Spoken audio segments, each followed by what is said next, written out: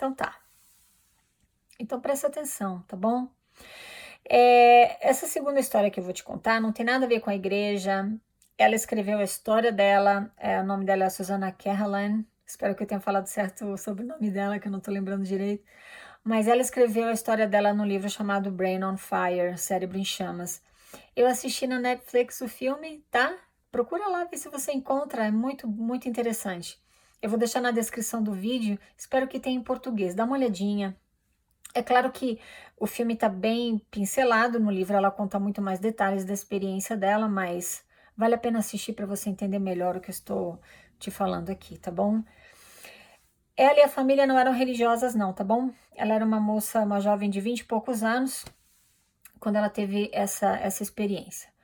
Tinha acabado de se formar na faculdade, estava trabalhando no jornal The New York Times, se eu não me engano.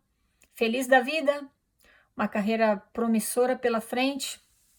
E de repente ela começou a ter umas mudanças de comportamento muito bruscas e muito estranhas. Eu vou descrever para você o que ela descreve no livro. Eu gostaria que você tentasse imaginar o que você pensaria se você estivesse presenciando tudo isso, tá bom? Por exemplo, ela acordava bem de manhã, ia trabalhar, chegava no escritório cumprimentando todo mundo, feliz da vida e tudo mais.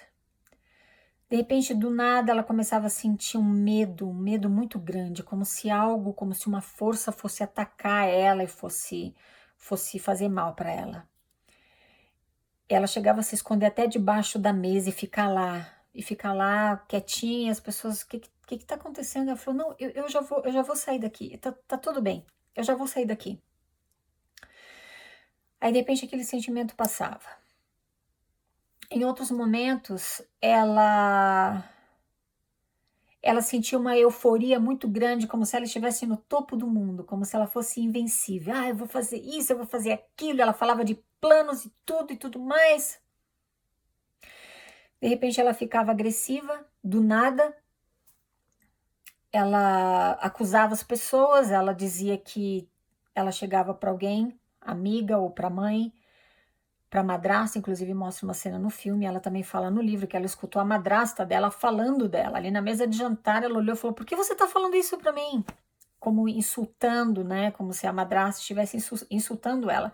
E a madrasta falou, eu não falei nada para você. Ela falou, você falou isso, acabei de escutar, por que você não admite? Lá. Umas coisas assim que... Aí ela ficava brava, ela quebrava coisas, ela achava que o pai dela ia violentá-la sexualmente, vê, uma moça já, né? Ela tinha certeza absoluta que isso ia acontecer, então ela ligou para a polícia dizendo que o pai dela tinha tentado, como é que fala? Molestá-la sexualmente. Ela ligava a televisão e ela escutava noticiário como as pessoas falando dela no noticiário, falando mal, sempre falando mal dela. Enquanto ela estava passando por tudo isso, ela não sabia, tá?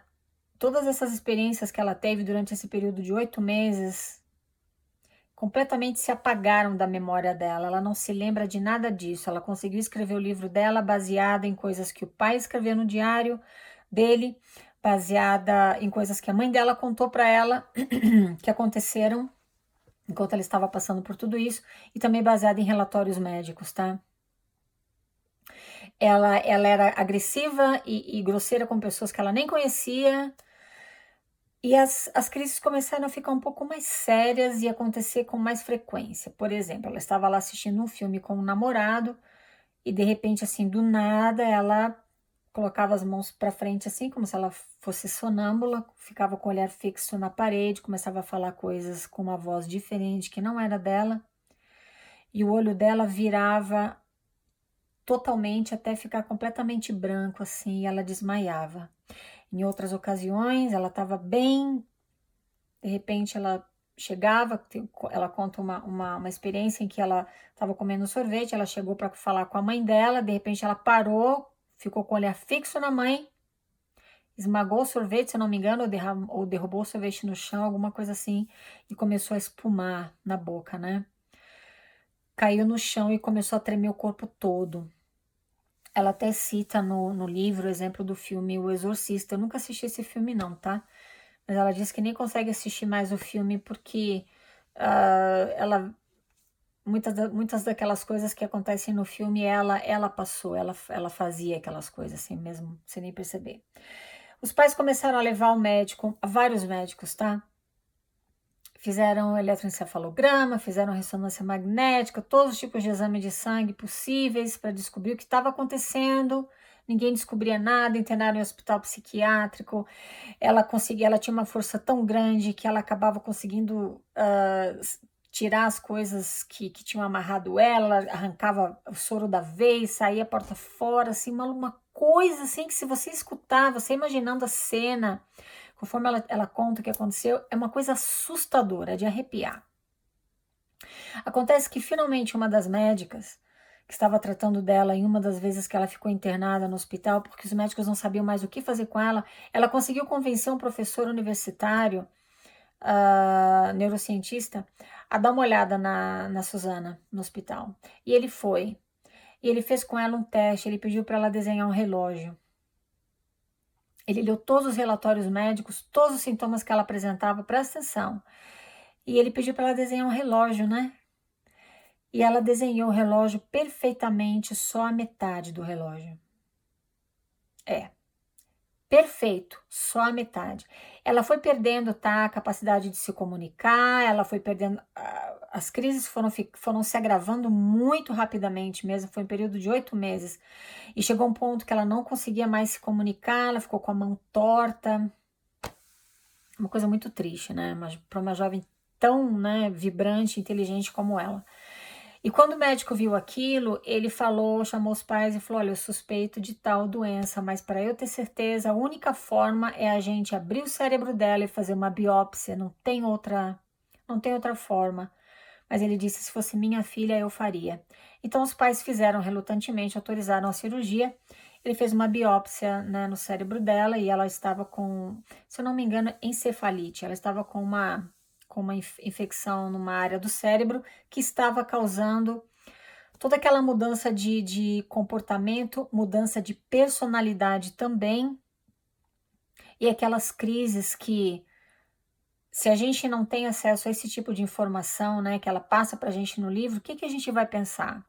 Tá possuída, é ou não é? Pois é. É por isso que ela fala no livro, né, que a ignorância é a maior fonte de sofrimento. Porque se a gente leva tudo para o lado espiritual, eu já falei sobre isso com você anteriormente e vou repetir. Na igreja é tudo espiritual, né? Dá uma bênção do sacerdócio. Se morreu era vontade de Deus.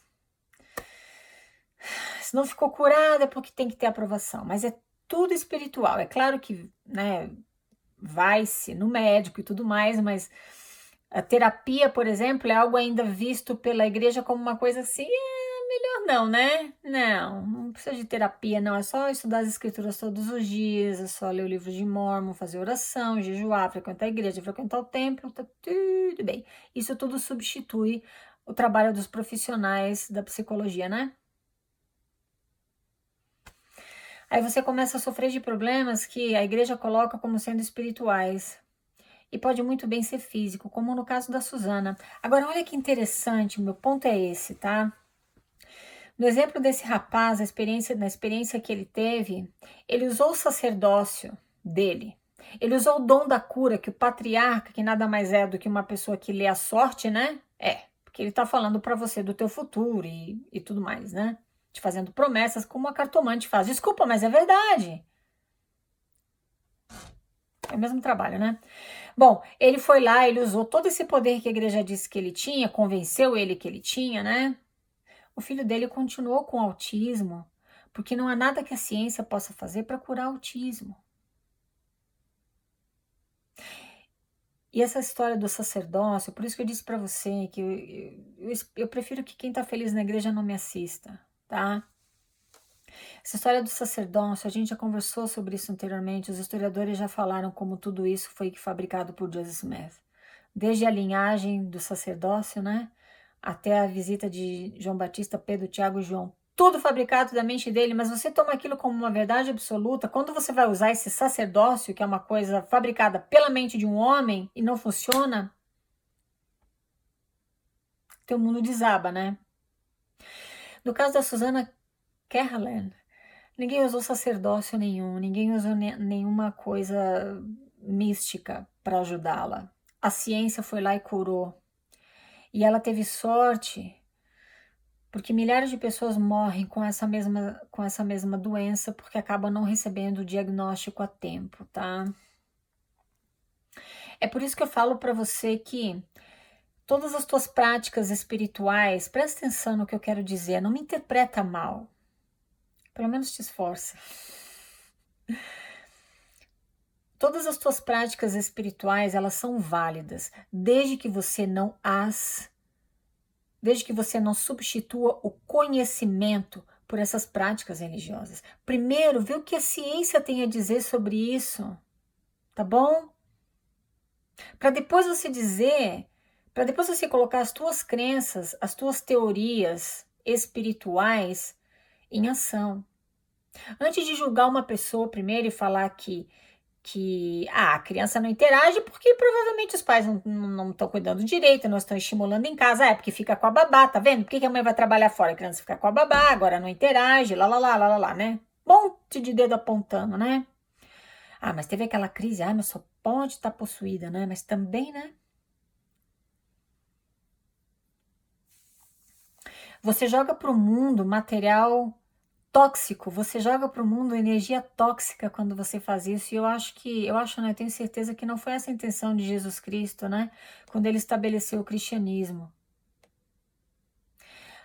Em Doutrina e Convênios tem uma escritura que fala para buscar conhecimento nos melhores livros, sim, buscar conhecimento, mesmo pelo estudo e também pela fé. Se você é um bom mormon, né? Usa essa escritura e busca pelo estudo primeiro e depois pela fé, nessa ordem, porque é assim que a escritura está colocada lá. Felizmente ali aconteceu uma sabedoriazinha, né? Buscar conhecimento mesmo pelo estudo e também pela fé. Não é pela fé e também pelo estudo. Estudo primeiro, fé depois. Porque a ciência, o conhecimento te dá as respostas agora, é sim ou não, agora. Pela fé, pela maneira como eles colocam para você, eles conseguem manipular a tua mente de uma forma que, irmão, se não acontecer nessa vida, vai acontecer na próxima. Tenha fé, segura firme aqui, né? Fica lá infeliz, fazendo perguntas, se culpando, né? Cada vez que vê aquela pessoa que você ama ali sofrendo, se culpa, né? Mas eu mereço, porque eu devo ter feito isso, eu fiz aquilo, porque eu devo não, porque eu fiz isso, eu fiz aquilo, eu mereço, e lá. Faz disso um lema na tua vida, que a ignorância é a maior fonte de sofrimento. Busca conhecimento, mesmo pelo estudo e também pela fé. Muito obrigada por me escutar, meus queridos. Falamos na próxima. Tchau, tchau.